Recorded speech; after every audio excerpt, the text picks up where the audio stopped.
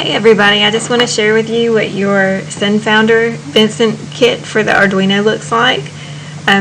You're going to use this for several of our classes. The first part in our DC class, we're just going to be using some basic components out of here, so don't feel too overwhelmed. We're going to use a simple breadboard. We're going to use a power from your Arduino, so we'll find a power supply. You'll have resistors in here. You just learned about resistor color codes and resistors. They're labeled in here, but they also have the colors. You can go ahead and figure out what's what.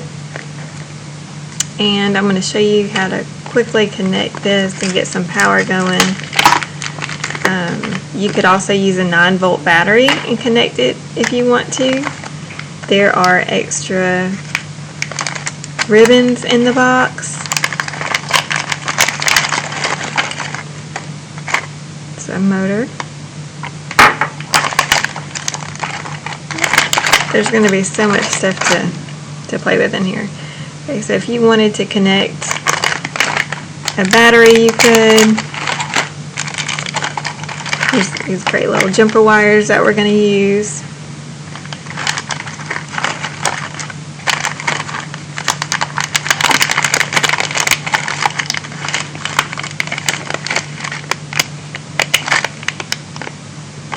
And that's the actual Arduino itself. So if you wanted to tap off of the power supplies on here, there's always a 5-volt and a 3-volt power supply on there that you can use to power your board.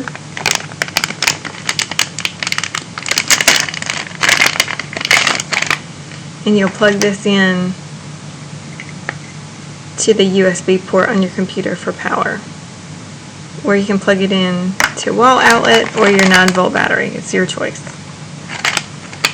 But you can use this as a main component to power your board. So just get together what we'll be using and take a few minutes to look over that, and I'm going to explain how a breadboard works too.